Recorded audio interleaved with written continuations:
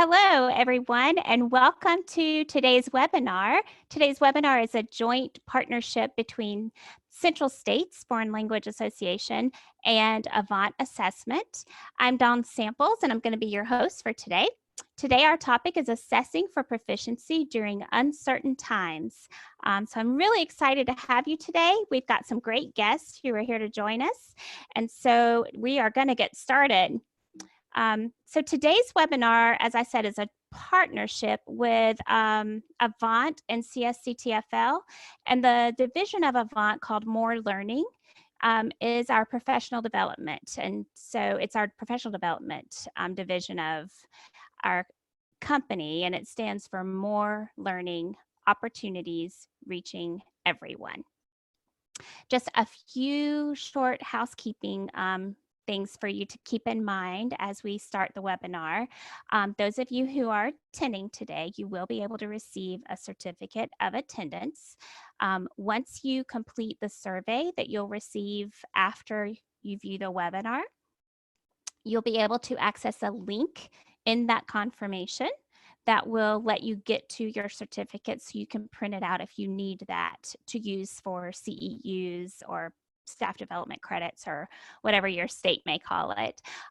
You will also receive a link to the recorded webinar. The webinar is being recorded live and will be posted to our YouTube channel later today.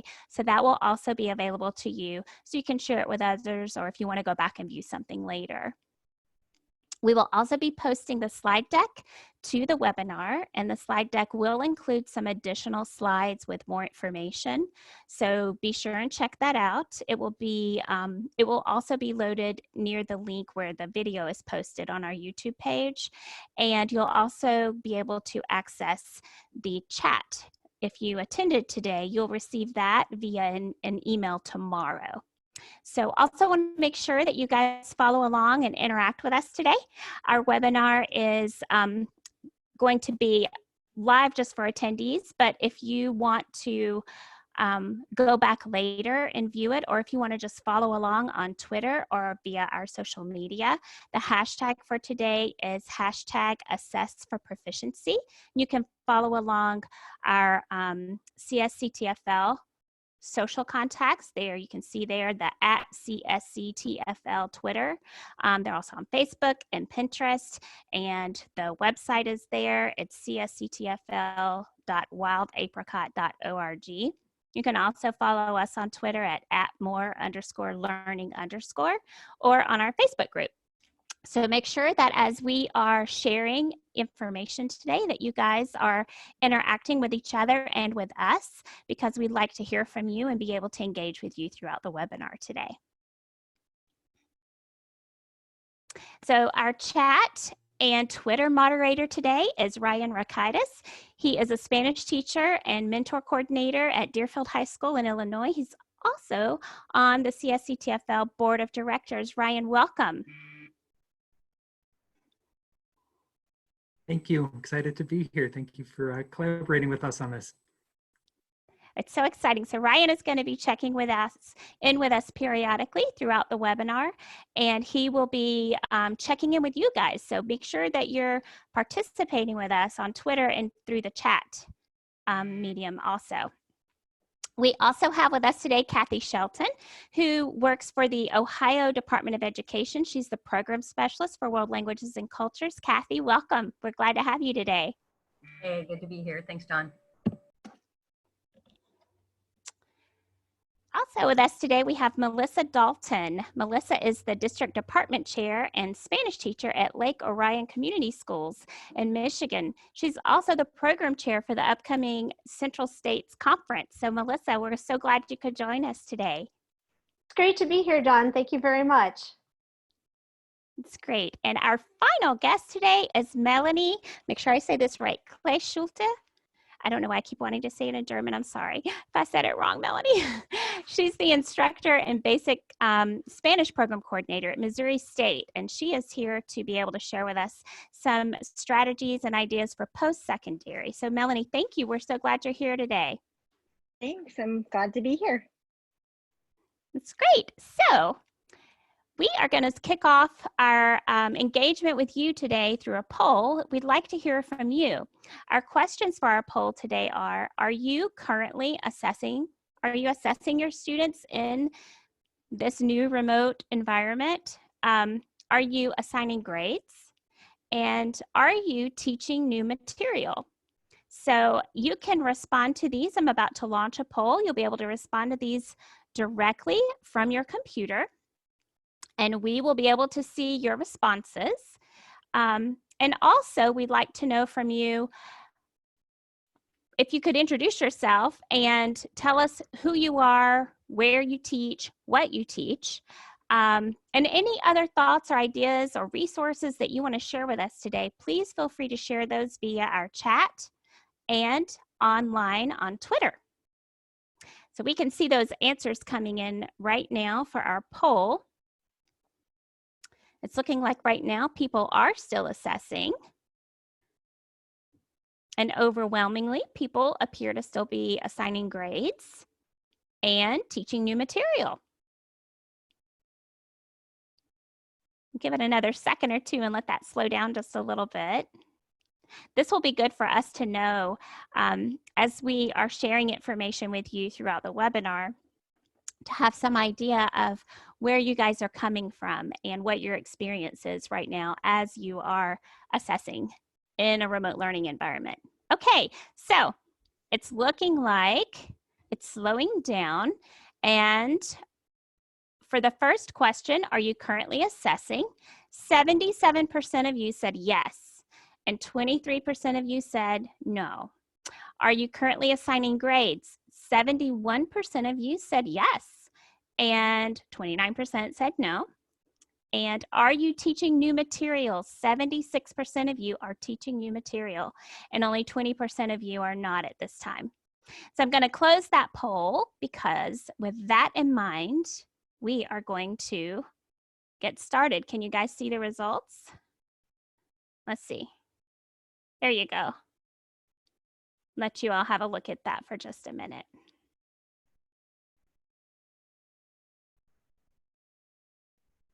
So overwhelmingly, it would appear that people are still moving forward. And so I think that's one reason we have so much interest in this topic, because it's such a different and new environment for people. So our first question for today is, what do we mean by assess right now in this environment? And to help us answer that question, we're going to start things off with Kathy. So Kathy, I'm gonna turn it over to you. Okay, thanks. Hi, everybody. So when I was thinking about what does assessment mean currently, and I wanted to look at it from two ways. I wanted to look at it currently right now in the sort of 100% online environment, but I also wanted to think about next fall, where things are probably going to be some sort of blended format, if not sometimes completely online for most people. So assessment is actually, it's just very, very simple. It's just, I'm gathering information to evaluate your progress toward a goal. And if you keep it in those terms with the kids, with the students, it kind of takes away the fear factor. It's not, it's not like it's a test and it's high stakes and it has to be something that's frightening. It's just something that we're doing continuously as we're working towards a goal. And the things that we should always keep in mind with assessment is it goal driven? So what's the outcome that I want for this lesson or this unit or this course? The assessment should aim towards that. Is it feedback driven? So it shouldn't be a one-time thing where I give an assessment, I don't hear anything, I don't give any feedback and I move on. It should be, okay, the feedback I give should drive what the next assessment is. It's progress driven. Am I giving them an assessment that's actually going to help them progress in their language proficiency?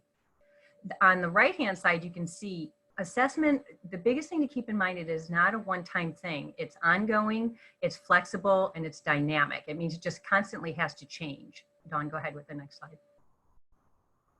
So if you're familiar, I'm sure most of us are familiar with Teagan-Wiggins' backward design. And this is a graphic that we use in Ohio with our teachers, but it's on the Department of Education website. And it's basically, backward design is 3 steps. What's my outcome? What's the evidence that they're going to get there, which could be some sort of summative assessment or a project. And then how am I going to plan how they reach that outcome, which always involves formative assessment. So when we're doing assessment, these three things should always be spiraled and in our mind. There should be, what's the outcome? What am I doing to make sure they got there? What evidence do I want them to show me? And what am I doing as I'm planning, not just formative assessment, but how am I constantly changing it to adapt to the goal? Go ahead, Dawn. And this is something that we do all the time. And I, having been shut in the house with like everyone else, I'm like, okay, I gotta think of a trip. And so we do this constant assessment and ongoing dynamic process all the time in our regular lives. And sometimes we forget about it in teaching. So I thought, okay, I was sort of reminiscing about a trip that I took with my daughter last fall. We had, saved up for a long time, and we decided we wanted to go to Hawaii. So our outcome was that we wanted to go to Hawaii. We wanted to learn and do as much as we could in 7 days while we were there. And going from Ohio, it was a long trip. So, oops, looks like I lost part of my screen there. Okay. And so the first thing that we decided that we wanted to do were some of the things that we thought would make it a successful trip was that we wanted to go snorkeling with sea turtles. We wanted to go and swim with sharks in a cage. My daughter wanted to take a surf lesson. I am a big birder, so I had to have a birding trip planned with a guide, plus see as many birds as I could. My daughter wanted to go horseback riding on the beach. We had lots and lots of evidence and assessments, quote, planned that would tell us that our trip met our goal. And so as we were planning, we did a lot of formative assessment as we were going through. We did lots of research on TripAdvisor where we read what other people said about the activities. We were in Oahu, so we went to the Oahu Travel Forum and we looked at different reviews, we reviewed prices. We constantly were assessing, is this what we want to do? We looked at the days that they went. We had a budget, so we're like, okay, what are we going to fit in our budget? We looked at the weather as we tried to plan as we planned our agenda. So we were constantly just revising. It was a dynamic process of what are the best things that are going to help us reach our goals of what we want to do when we get there. But it wasn't something that was a one-time thing that, okay, we made our schedule, here's what we're doing on each day, and we were done, which is sometimes what an assessment could be. It was an ongoing process. For example, one thing we didn't take into account, being from Ohio and nowhere near an ocean, is that how much of a factor the wind played. So when we got there were a lot of days where we had something planned that it got canceled because the wind was too high, or that it was a chance of rain, or there was other things going on. So the assessment of what we were going to do was constantly reviewing of, okay, this is what we planned, this is what we did, but wait, this isn't working, now this came up. So we were constantly over and over reassessing what we were going to do to try and make it a successful trip. And so that's really what assessment is in the classroom, is it's really just, okay, here's the goal, and what am I going to do to make progress to it, and is it ongoing and dynamic, what's the feedback, etc. Okay, Dawn, I think I have one more slide. And then this is just the final sort of a summation of everything that I said. So really, assessment is very, very simple. It's just gathering information to evaluate the student's progress toward a goal. It's embedded into the backward design process, the learning outcomes, the evidence and planning, and that dynamic planning, the formative assessment. And then assessment is goal-driven, feedback-driven, progress-driven. It's ongoing, flexible, dynamic. So every time you're doing an assessment, whether it's a small formative assessment, whether it's a quiz, whether it's a project, you really want to ask yourself the question, do I meet the 6 criteria, or whatever criteria you have? And if your assessment doesn't meet the criteria, then it may be something that you want to reassess your assessment, reevaluate, is it really something that's going to help the student reach the learning outcome? Thanks, Dawn. Thank you, Kathy. Melanie, I know you had some things to share also. You want to share with us what your thinking is around this question? Yeah, so kind of what Kathy was saying is we take the same view of what assessment should be. It doesn't really change from secondary to post-secondary. So where we're at Missouri State is one of the things that we have decided is important in our assessment of students is that the assessments show or allow the students to show growth in their proficiency and their understanding of material, and that the assessments allow students to demonstrate what they have learned. Again, going back to what Kathy said, we employ and apply the same backwards design principle, that we determine our outcomes, and those would be our course objectives. And then as we are planning for, well, what would be acceptable for students to have shown that they're grown in their proficiency and their understanding of material, what would be acceptable that to show that students have demonstrated what they have learned, that then guides us to how we would structure our day-to-day or meeting to meeting, however often the class meets. And this applies not just in this environment of virtual or alternative learning, but also just in general. It's our approach, whether we are having a normal campus life or a different campus life, because that, again, shouldn't change. So we offer sections of our courses that are online 100%, and we offer sections that are 100% seated. Going into the fall, we'll probably be looking at more hybrids than we've ever looked at before. And so those are things that we keep in mind. But this, when it comes to assessment, again, it doesn't matter if it's an online class or a seated class, the principle is the same. We need assessments to allow students to show that they've grown in their proficiency in the language and their understanding of the material, and for students to show or to demonstrate what they have learned. You can go to the next one, Dawn.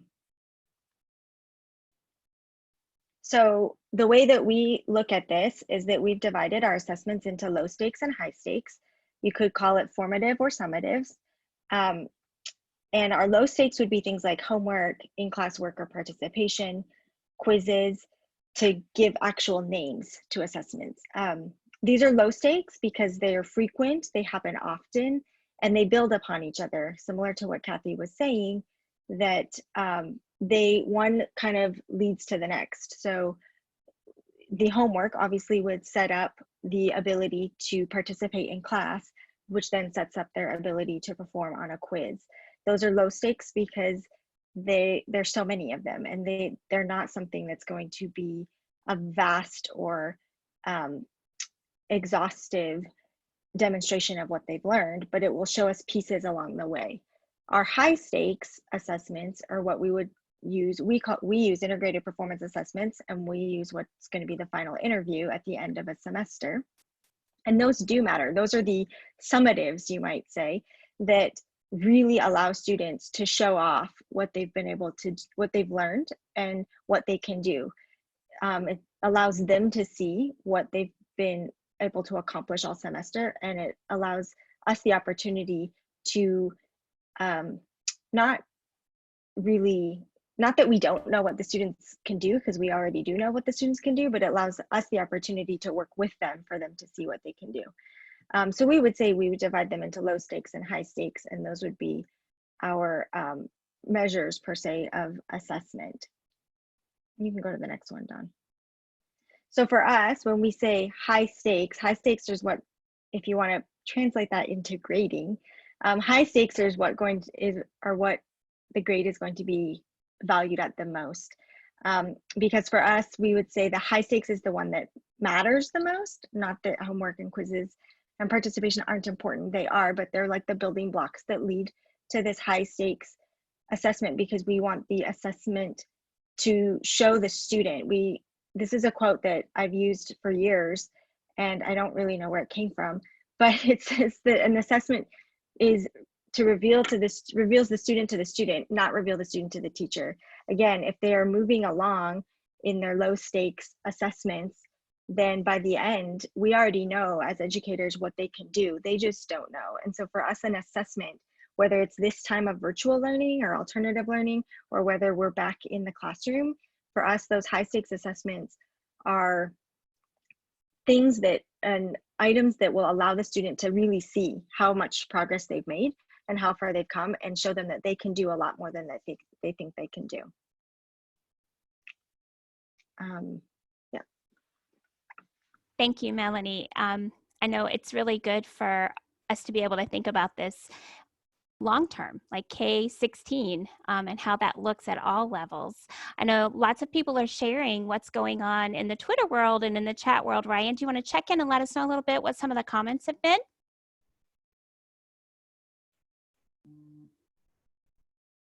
Yes, definitely. I'm trying to look at the chat and the Twitter. So many screens open at once. Yes. A lot of agreement, a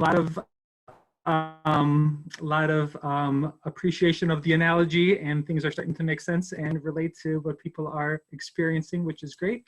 One question that did come up is, and this might, I don't know if we'll be talking about this more later on, but the idea of test integrity with once we decide what we want to assess and how we want to assess it, the idea of making sure that's reliable information in an online setting. And another idea is several people have shared that they're in a do no harm situation where their grades cannot go down or students' grades cannot be affected negatively based on the at-home learning.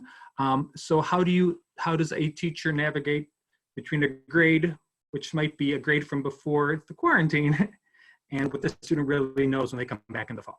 So they want to give the students benefit of the doubt and not affect their grade, but that grade may not represent what they really know come fall. Yes, so that's a really good question. And I know it's something that parents have asked and struggled with, as well as teachers and students. Would any of our panelists like to address any of those questions that came up?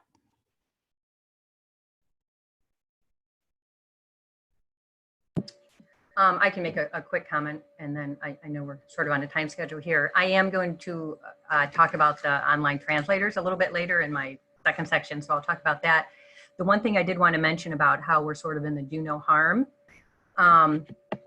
is that the one benefit, which in the midst of all this stress, is that next fall, it's a little bit tough now, but next fall, if we are in a blended environment, that if the kids are only coming in a couple days a week and doing distance learning a couple days a week, if that's how, you know, it might end up for a lot of people, it does give us a better opportunity to do that differentiation with the students. That's always hard to do when you have the kids 5 days a week. So that is something to keep in mind, that the online provides the opportunity that I can meet with some kids one-on-one while other kids are working on different projects. So because kids are going to come in different spots in the fall, because some kids may have not even attended school since March because they didn't have the internet equity. So that's a whole different webinar probably, but do keep in mind that this does offer some opportunities for differentiation that really can't happen when you're with the kids 5 days a week. That's such a good point, Kathy. And I know that's something in conversations I've had with teachers that some have even mentioned that they've been able to attend to certain students in a way that maybe they weren't able to do in the classroom. But it is certainly going to be something for us to consider and address down the road, especially with kids coming in from all different levels in the fall. So our next question that's coming up is, how do I assess online and offline for proficiency? How do we set clear expectations for learner outcomes? And how do we create engagement that's authentic? So to answer those questions, we're going to kick off with Melissa. So Melissa, I'm going to turn it over to you. Great. Well, we started out with the benefit in my district of being a standards-based grading at the middle level. I teach middle school in Lake Orion. And also we give IPAs for our district common assessments. And so the first consideration we really had moving into this crisis, if it were, is how do we attract students? Because really our goal right now is to get as many participating as possible and reaching a lot of students who either have access or don't have access to devices. And so in thinking about that, you know, how do I make this process attractive? And, you know, if I'm going to be creating things, I need to be assessing it, because why would I go to the effort of creating this if it's not going to be a positive experience for the students? So I'd say assessment is all around us. You know, you can't walk out and look at your yard right now without assessing the lawn, you know, and you may have a certain idea of what that assessment looks like. Your husband may have another idea. And a lot of times, like where we're coming at with that is based on whether it's intriguing to us or whether we feel self-efficacy, whether we're confident with it or feel confident doing that. So maybe something that I would want to hone in on when I assess my yard would be something that's highly interesting to me and I've had success with in the past, prior success. Perhaps if my husband were to look at it, he would say, okay, I have great success at fertilizing things. I'm going to get out there, I'm going to fertilize, and, and his criteria is going to be, is everything growing? And my criteria is going to be, how many new things have I done? So these are the 2 points that I would keep in mind: intrigue and competence. So for intrigue, we've got a lot of tools available to us, Gimkit, Kahoot, Edpuzzle. Every day I see a new tool on the internet. What I would suggest to teachers is to take it easy with that, hone in on one, and really learn to master that before you try to just try something new every day. So keep calm about that. 90% of the tool is in the design of the questions. 10% is in the razzle dazzle of the tool. The students have to be interested in the topic. If they're not interested, they're not going to do it. They're also very interested, highly interested in the social part with their friends, if they're going to see their friends online. As far as the competency goes, we have to consider what they're going to walk away with. We looked at our curriculum map and we basically downed it to 4 things that would be communicative acts that we think they ought to do in this last quarter, and narrowed it down big time. Designing things that they're, manageable at their level, determining whether it's really relevant to the students, having an ability to practice independently in advance of launching that live event. So for Kahoot and Gimkit, they've been wonderful at creating independent capability for practice. So we give that to them on Monday, then we launch the live events later in the week. Thinking about what they're going to walk away with. My daughter sat in a Spanish lesson last week with a gal from Chile, and she told us she was learning how to say how everybody feels. Well, the lady showed them a face mask, and she said the word Protegida, protegida, and that lady was talking about something relevant at the time. And so it's important to keep in mind, these kids are honing in on the things that are important right here and now. Guiding students through learning. Assessments are only good if they really teach the kids something, and that they can walk away. If we're going to take that precious time to create an assessment, to walk them through that process, our time is going to be very valuable. So in my district, we started creating forms on Microsoft 365. So we have this forms product. We made it, set it up like an IPA. So when they go in there and do it, they see a video prompt, they see and then they see a reading, and it's all tied into one big, highly interesting topic. And we have in mind at the end, the students are going to do X, Y, and Z. So last week we had one where the students were going to do a flip grid, and we put the little video of the show Nailed It. And leading up to that, we had a demo on tortilla española and a reading with a recipe. And then we had this intermediate spot where we call it just sort of guided learning. And we scaffold everything, just like in Glisson and Donato and enacting the work of language learners.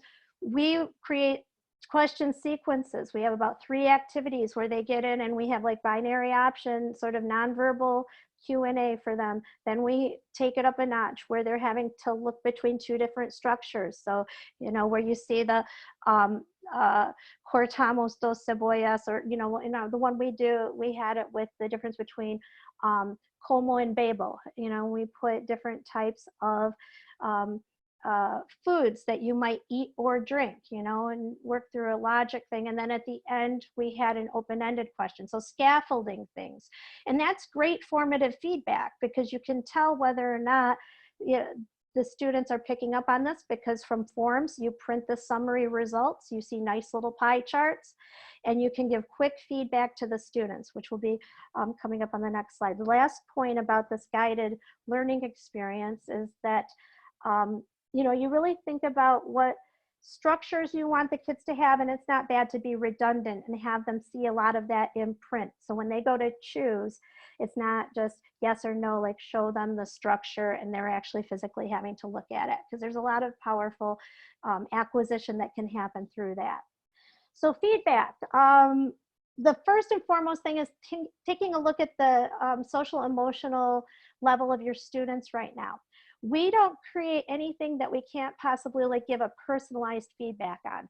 One of the things that we had the students do is said, show us like 10 ingredients, foods that you're using in your house right now. And, some of our feedback was as random as like, your refrigerator looks really clean. Thanks for sharing that, or students who shared like pastimes saying, oh yeah, I know you're on travel baseball, thanks for looking up that word and figuring out how to say that.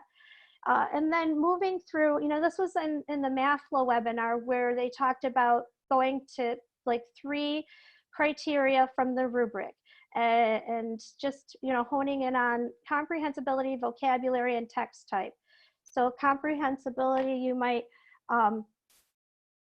say to the kids, wow, I could understand everything, or I understood a majority. Use the language that's in their rubrics, don't ditch the rubrics. And then for vocabulary, it sounds like you have a lot of personalized vocabulary there. Way to go. I learned more about you as a person. And then text type, using their, kids don't know what text type really is, but talking about observations and what you're reading. Like, oh, I see that you're writing in sentences, or that sounded like a connected sentence. And so, by really keeping the feedback short, sweet, and light. Video feedback on Flipgrid's awesome.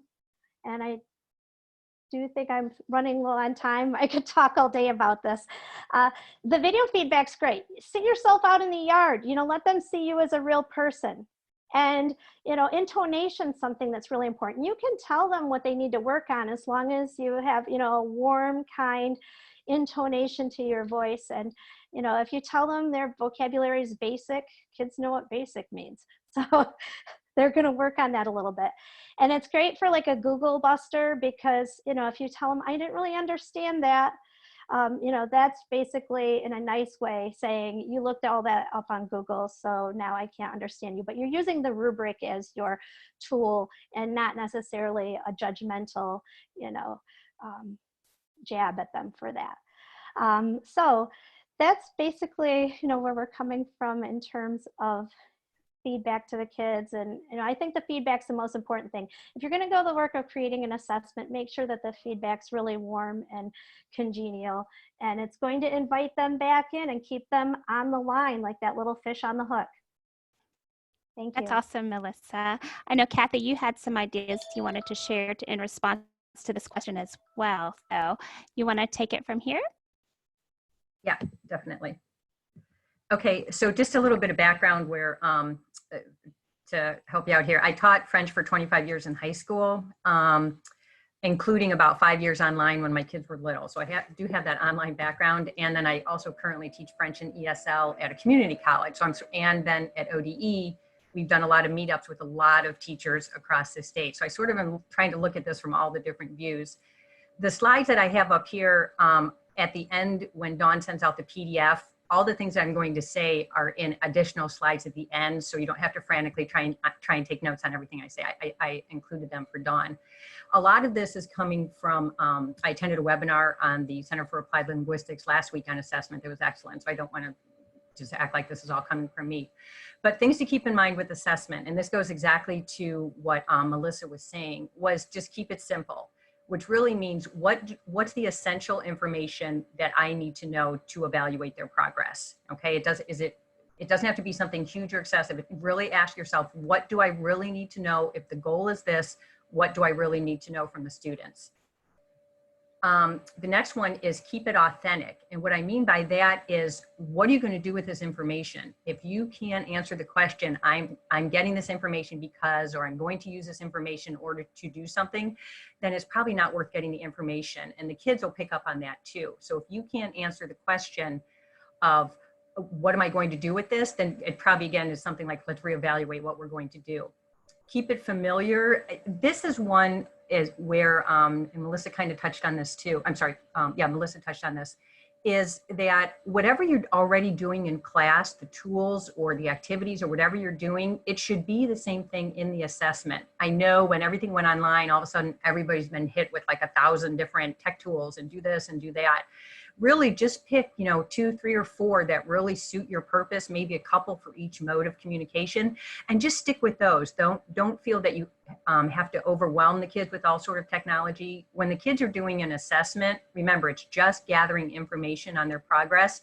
It should be familiar. It shouldn't be anything that is different than what you've already been doing in the classroom. The next one is just to keep it integrated.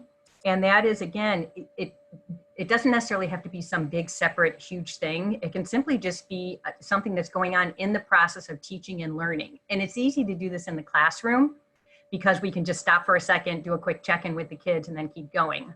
A little bit harder virtually, but keep that in mind when you do have, I notice there's a lot of chats of Edpuzzle going around in Flipgrid. Those are fantastic tools where you can integrate things directly into it. You can give verbal feedback, and you can, for example, Edpuzzle and Pear Deck, you can integrate questions right into it that the kids have to, that you're doing some formative assessment right as they go.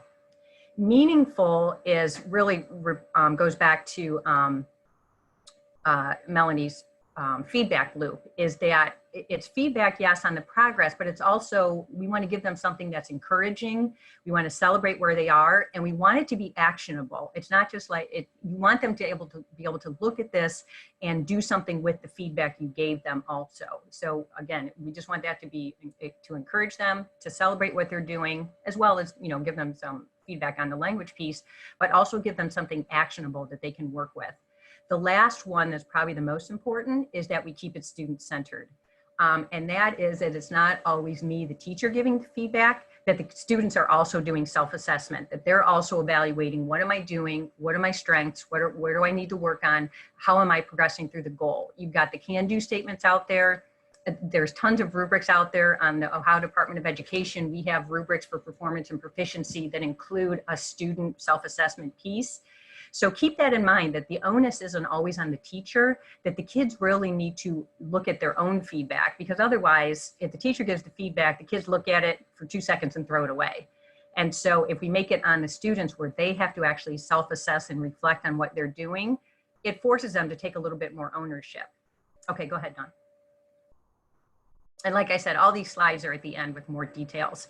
The biggest thing to focus on also is, just because it's online learning, it doesn't mean that everything has to be online. I mean, if you think about the kids, high school kids anyway, they're taking 6, 8 classes. And if they're on the screen 7 or 8 hours a day, that's just horrible. I know as teachers, a lot of you are like, I'm on the screen 7 or 10 hours a day and it's killing me. The same with the kids. There's also the equity issue. A lot of kids don't have the internet access. Don't forget about cell phones. I think as much as we hated cell phones in class, that actually now they're actually a boon to the kids, because kids can do a lot with cell phones. They can text you, they can take pictures of things that they might have to write by hand and email them to you. There's a lot of Remind going on out there. Kids can do videos on the cell phones. They can check their Gmail if you have that. So leverage cell phones for the kids who might not have the internet access. Student choice and voice is huge. Leslie Grand did a workshop with us a couple weeks ago in Ohio, and we have her choice board posted. And just choice boards are so popular right now, it seems like, with teachers, because it gives the kids a choice of some online activities, some offline activities, and some free spaces where, you might come up with all the assessments, but maybe the kids are like, wait, can I do this? And you're like, yeah, totally, if it gets that engagement piece. So choice boards are a nice way for teachers to sort of breathe a little bit, and for the kids also. It's also a great way to differentiate. If you have a lot of activities, and some students might be really good in drawing and other kids might be really good in, I don't know, singing or something like that, it gives the kids a chance to build up that interest level. Incorporate a lot of art, music, virtual tours. Google Arts and Cultures is fantastic right now, where the kids, everything's in English, but it doesn't mean the kids can't do a few simple sentences or a paragraph or a time frame or whatever. Leverage, if you haven't been doing a lot of culture, now's the time to do it. Culture should be the focus of leading the language that you're having the kids do. Food, health, movement, exercise, these are fantastic.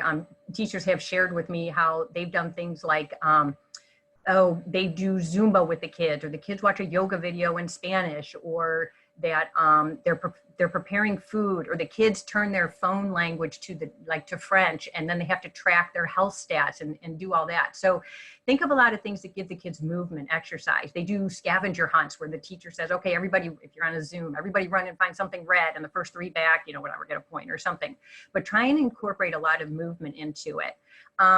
Things outside, like sidewalk chalk, like maybe they're studying an artist and they have to draw a picture on the sidewalk with chalk of a painting, and then, you know, take a picture and write a little bit about it or talk a little bit about it. A lot of cultural comparisons with graphic organizers. This is a great time for Venn diagrams, for T-charts. These are things that can be done offline. Different ways kids can do, they can do memes, they can do cartoons, they can do a comic strip. So there's a lot of things kids can do that don't require the computer. And if we're face to face, they can bring it when they're in. If they're not, again, things that they could take a picture of with their cell phone and at least text to you, or maybe they could scan if they have it. And then the last one, nature and outdoor, is just huge, especially now while we have the good weather. Send them outside and say, take 10 pictures of green things and tell me what they are, or find 8 things out there that start with the letter T in nature, or do these exercises outside and report back on it. So assessment, online assessment doesn't always have to be like a typical paper pencil test, or, you know, or a Google form or an IPA. It can be, these things can be integrated into it. Okay, go ahead. Yeah, Grand for Lang. I saw someone just put that. Yeah, Leslie Grand, Grand for Lang, amazing website. When we do have the synchronous for right now, and then the face-to-face time, if we do end up with some sort of hybrid version in the fall, is number one, and Melanie said this, and I agree 100%, is the social emotional needs, not just of the students, of the teachers too. Don't forget about yourself, because I mean, like I said, I teach ESL, and I'm not able to teach right now at all because we can't even do it online with our students at the community college. But we have needs too as teachers that, you know, you're missing your kids. You're used to doing it, and all of a sudden you're thrown into an environment you don't know. So don't forget about when you are synchronous with the kids, whether it's Zoom or whatever, or if you do get face-to-face next year, social emotional is number one for yourself and for the kids. That community, that connection that comes so easily when you're in our classroom, we're gonna have to be a little more intentional about thinking, how do we do that with the students? The third thing is prioritize learning that needs to be face-to-face. The advantage if we do go hybrid next year, or a blended, or even if it does stay all online, is you're not starting from scratch. You already have a course that has been organized and taught. It really comes down to, okay, I make 2 columns. When I have the kids with me for synchronous or in the classroom, what do I have to do in the classroom? What do I want to prioritize? And then everything else, okay, how can I figure out a way to do it offline? So that's huge. We're not going to have the kids as much as we normally do, probably. So prioritize what has to be done face-to-face, which probably the majority in a language class is going to be that interpersonal interaction. And that interpersonal, social emotional, that all comes together. We all do that naturally as teachers. So think about that in the class. Make them real interpersonal interactions, like what we were saying earlier about what'd you do this weekend, or show me what's in your refrigerator, or who cleans your refrigerator. I thought that was pretty funny. Think about doing small groups throughout the week. I don't know, it all depends on the schedule, but is there a way that I don't necessarily have to have all 30 of my kids in at once? Synchronously, can I have just small groups throughout the week when we're in the Google Classroom? Again, it depends on your schedule. And then, like I mentioned before, just those live games, exercise, scavenger hunts, things that we can build that community, social emotional, and learning. And those are all types of assessments. If I tell you to go out and, like I said, go find some, something that's orange in your house, that's an assessment. Do they understand what I said? Okay, Dawn, go ahead. And like I said, much more details on this. Okay, this slide, online translators. Okay, I do not have all the answers. So I'm going to tell you that right now. And I'm going to just build on things I've heard. Again, Leslie Gran had a great suggestion. And I actually worked with our science people at ODE to say, this is a problem and I need a scientific method for, that we can start thinking about this. The number one question to ask yourself is, why are my students using an online translator?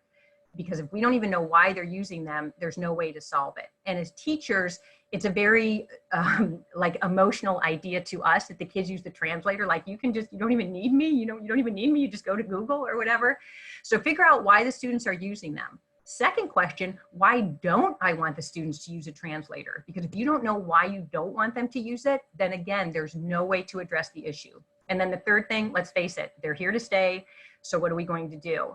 I noticed someone mentioned earlier about it's similar to calculators, the issue that it used to be, which I agree. One slight difference is calculators, when you put in a formula, there's either a right or a wrong answer. Translators, yeah, tend to have several different answers that could be right or could be wrong. So I just threw a few questions up there to think about. If the kids are using Google Translate, is the task too overwhelming? Can you break it down into micro steps? And I added at the end of this, when Dawn sends out the PDF, I actually broke down an activity about kids making a recipe and teaching it to their family or serving to their family, et cetera, about how to actually break it down into micro steps.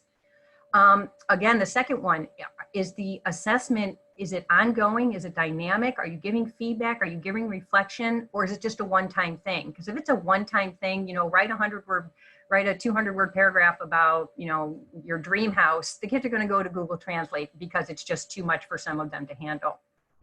And then the third one is make the use of online tools part of the learning and assessment process and the rubric.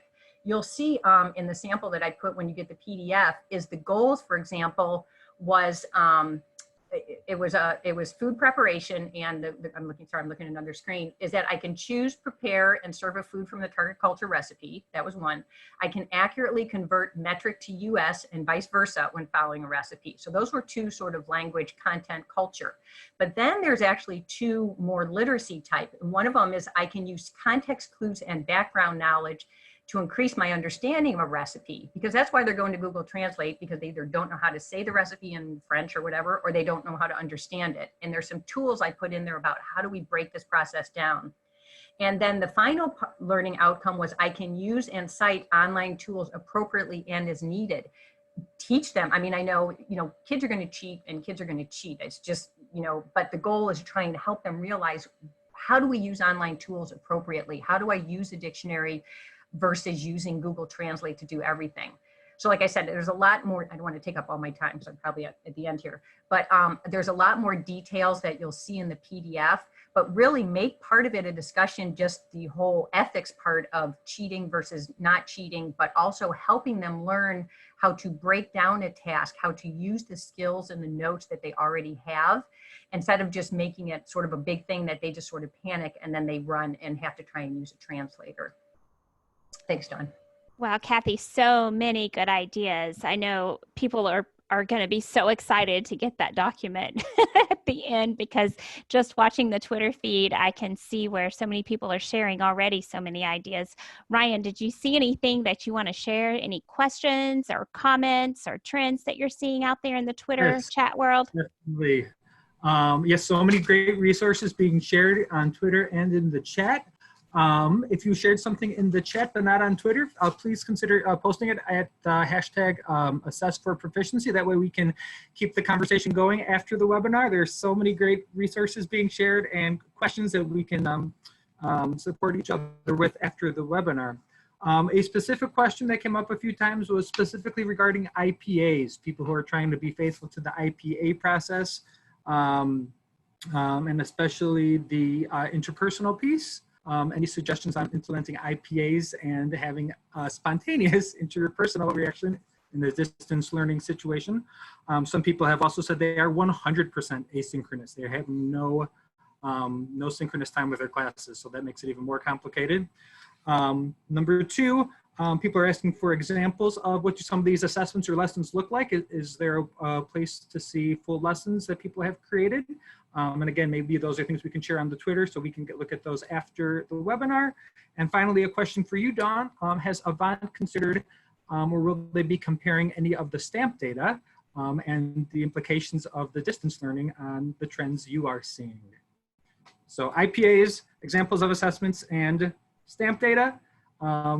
Maybe we can talk about one of those and then share the other ones on our social media afterwards. Yeah, that sounds great, Ryan. And those are really good questions. And I know some people have started to respond to some of those on the in the Twitter feed. And the question about the Avant data, we certainly can address that after the webinar. I can share it even in the document that we're going to share out some ideas around that. Would any of our panelists like to maybe talk a little bit for just a second, maybe about the IPA? or what kind of scenarios are you using to do IPAs specifically? I think the question was around interpersonal. Any ideas that you guys have used for that?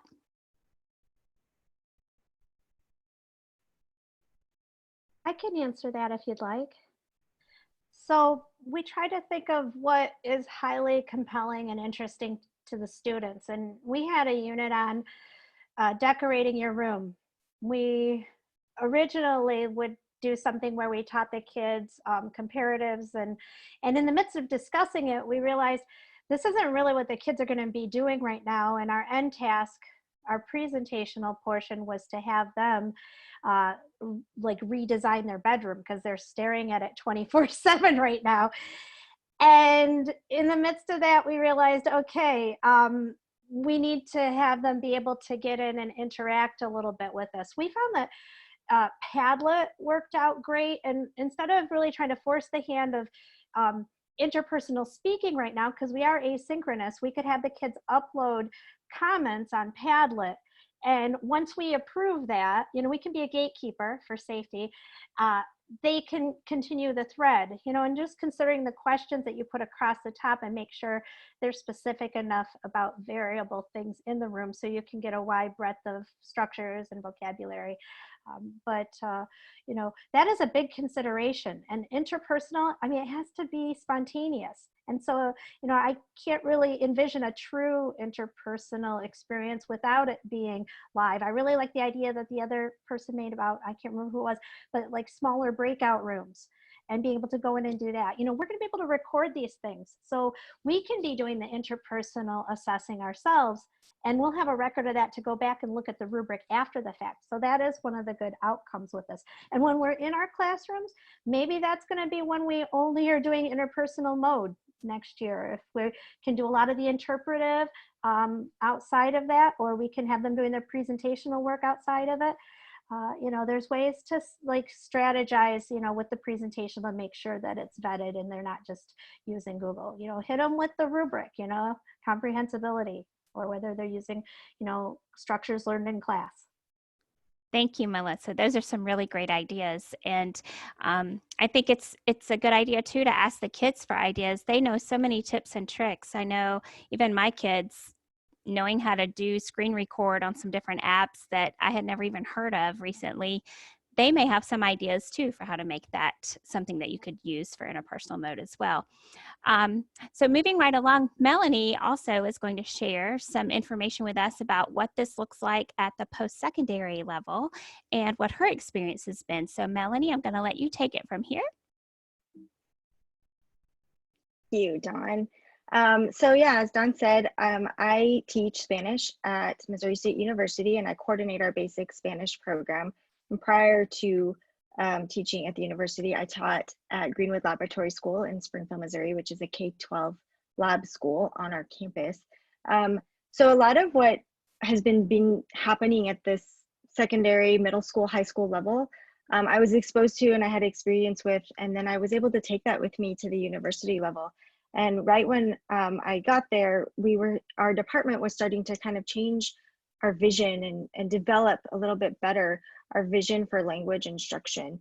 And so we wanted to define it and make it really clear. And I think sometimes all these ideas we've been hearing from Kathy and Melissa, which are awesome, and they're rampant throughout the K-12 world, sometimes they don't necessarily get taken over to the higher ed side. And so what I want to share quickly, and I know that I want to be time sensitive, but what I want to share quickly is a little bit how we've done that and what we've decided we needed to do at this higher ed level to not stop that great progress and the flow of what's happening at K-12. So what we decided is we needed to really define our vision of language instruction. And we decided that on three things: our goal, approach, and our emphasis. So our goal is now to develop students' language proficiency and communicative competence. That became the focus. A lot of times, I think when people think of college or university language instruction, they think of grammar and vocabulary, and that's all important and necessary in order to take a literature class, in order to succeed in a history class in Spanish. But at the same time, we know that language and vocabulary and grammar if you can't do anything with it, you're not going to get very far in that history or that literature class. So we wanted to develop the students' proficiency and focus on communicative competence. Our approach then became proficiency-oriented, performance-based, and communicative. So we really try and distinguish between proficiency and performance.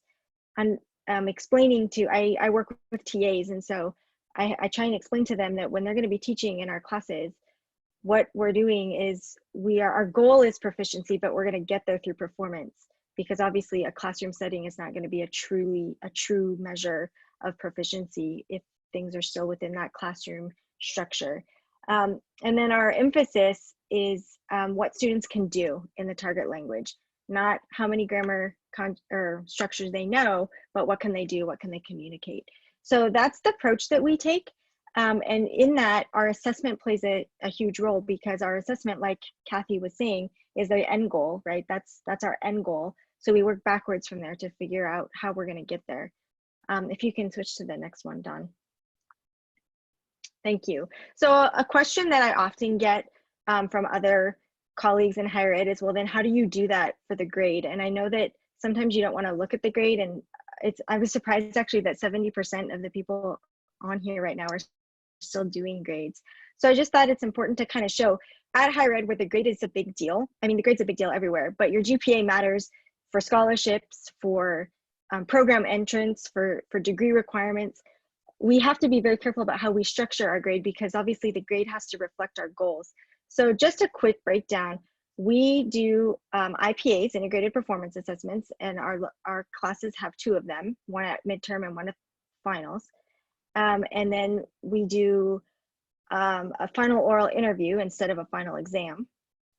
And then they have a 10% in-class communicative participation component.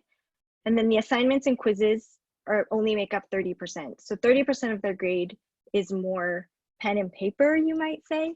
And then the other 70% is much more performance-based in terms of using the language to accomplish certain goals. So this is how we break it down, and this is then what we want to focus on as we go through. So all of our assessment, while I spoke before about the low stakes and the high stakes, our assignments and quizzes are in that low stakes because they're only worth 30%. And the rest are all high stakes because that's what the bulk of their grade is going to be based on. You can go to the next slide, Dawn. So quickly, to kind of address this point of online versus offline, there in our program, whether it's COVID-19 crisis mode or normal pre-coronavirus crisis mode, this is our breakdown. Our homework and assignments all happen online because those are more of the question and answer, multiple choice fill in the blank types of things. And then in class, we tend to do the integrated performance assessments, and we focus on those in class, as well as the communicative participation. And then both or either, we could intercultural communication, final interview, quizzes could be done online, in class. Now that we've moved to this everything virtual and alternative learning environment, obviously all of this is happening online, and we've had to become creative about how we're going to do that. So what we've done is, you can go to the next slide, Dawn, I think, and this will be my last one. So kind of what we've done is really utilize everything that we had at our disposal. And again, we do a lot of this anyway, whether we're in a completely virtual environment or not. But these are the things that how we've kind of divided out these assessment pieces and what we've been using them for. So at the higher ed level, I know some K-12 environments have a strong LMS like Canvas. We use or Blackboard, and then there are some others. I don't know where it went. Okay, but I would say, especially at higher ed, use your LMS as much as you can. And you can do that for participation. You can use discussion boards on there. You can have it be a platform for synchronous meetings. You can do integrated performance assessments on there by posting things like Melissa showed in the office forms. Anything that you need. I have a little sample there, which you can't really see it super well, but this is a thread from our IPA discussion board. And my students had to post a video it's a promo video of their area, wherever their hometown is, or Springfield, since our campus is located in Springfield, of a promo video to draw tourism back after everything opens up. And so what they watched a tourism video from Ecuador that was doing that. And then they had to kind of talk about that in an interpersonal component that we had. And then their product that they're presenting is their own promo video for drawing people back to their hometown or Springfield after everything's opens up. And so then they had to post it to the discussion board, and then the other students in the class got on there and commented on it and talked about what they liked. So one student said, KY, this is great. I didn't know that Springfield had a zoo, because she's not from here. So she only goes to college here, but she's not from here. So, things like that, things that the student included in the video that was then interesting to the rest of the students. Digital product platform, if you have a digital product platform, then I would say use it. Use it for everything you can, especially in this environment. Zoom, if you're allowed to use Zoom. If you're not allowed to use Zoom, there are other possibilities. And then I would say Instagram. Even if kids don't have a lot of computer online access, they have most of them have Instagram or some form of Instagram, especially at higher ed. Use it for assignments, for communicative participation, for even parts of the IPA. My students had to go around campus. This was before we had to leave campus, and talk about where they were and what they were doing. So this is a level 1 student who posted at the Starbucks, and she just said, estoy en PSU, and I'm at the PSU, the student union at 1, do you want something to drink? And then they tagged me in their post. And, that was part of just using what they have and what they use every day anyway to continually use the language and make it real to them. Give them I tell them, if you would do something like this in Instagram anyway, in English, why not do it in Spanish? So I know this was really quick. I know we're out of time. So I just wanted to kind of touch on different ways to use some of the things that we already have at our disposal, especially in the higher education world, to have your students still engage with the material and with reaching your proficiency goals, even in this virtual environment, alternative environment, as well as when we go back to campus. Wow, Melanie, thank you so much for sharing. There are so many ideas, and I know a lot of you out there are concerned because you want to make sure that you're going to be able to get access to the slides and to these ideas. So rest assured, we are going to share that with you, so you will be able to get access to that. Ryan, do you have any last-minute check-ins you want to share with us before we wrap up for today?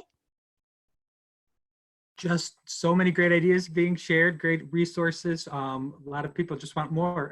They're appreciating all the comments, all the great ideas, suggestions. People are sharing how they're making them your own. So like Dawn said, you will have access to the presentation after we officially end today. But again, contact us, use the hashtag #AssessForProficiency on Twitter, and let's keep this conversation going so we can keep learning with each other while after the webinar today. Absolutely. We'd love for you to continue to share and keep the conversation going. This is such a needed hot topic right now. Before we leave you today, we do just have a few suggestions. I know Kathy had shared an idea for you to consider viewing this TED Talk. Kathy, I don't know if you want to just sort of explain what this is about to our viewers. Yeah, really fast. It's a TED Talk by Todd Rose. Just Google Google TED Talk Todd Rose, the end of average. It's sort of a life change, like a life changer as a teacher, because he talks about the fact that there is no such thing as an average student, an average anything. It does not exist. And instead of trying to design to the average student, if we design to the edges of all of our students' abilities, it ends up being sort of like an automatic differentiation. It's like buffet learning, where you design a bunch of different things that hit all the kids' abilities, and then the kids choose from the buffet what's going to help them meet their needs the best. So totally recommend this TED Talk. It'll really make a paradigm shift for you. That's awesome. Thank you, Kathy. So just a few things to keep in mind. Ryan, do you want to talk with us just a little bit about what's coming up at CSCTFL? Yes, we are already looking ahead to our Central States Conference next year. Our chair is our very own Melissa Dalton, who is presenting with us today. But it will be in my hometown of Chicago, Illinois, March 11th through 13th at the beautiful Palmer House in downtown Chicago. We are currently taking proposals for workshops or sessions. So you see the link there. It's also at the Central States website. But please consider sharing one of the great resources you put in the chat or on the Twitter today, or anything else you want to share with your colleagues. We look forward to learning with you in March in Chicago. Thank you, Ryan. What a great idea. There's so many people who had so many resources to share. I think there could be a lot of great proposals for this conference. So that's a great idea. You guys submit your proposals soon. Just as a reminder, don't forget, after you exit the webinar today or tomorrow, you'll also receive this via an email. There will be a survey link. If you complete the survey link, when you hit submit, don't forget to hit submit, you'll be able to click on a link in your confirmation that will be a certificate that you can download. It's in a PDF format if you need credit for your webinar today. Also, don't forget to continue the conversation at #AssessForProficiency. And know that the webinar and the slide deck, there will be links to both in the email that you will receive tomorrow, so you can access the slide deck from today. There'll be additional slides that go into much more detail with ideas from our presenters today. And you'll also have a link to the recording if you want to watch that again or share it with someone else. So I just would like to give our presenters a huge thank you for today. Kathy and Melissa and Melanie and Ryan and the whole team that worked to put this webinar together. I appreciate your work so much, and thank you so much for sharing so many outstanding ideas. It was really great. So we are going to sign off for today. I am Dawn Samples from More Learning at Avant Assessment, and we're so glad you joined us today. I hope you all have a wonderful rest of the week. It's Monday, not end of the week. Have a wonderful rest of the week. Bye-bye.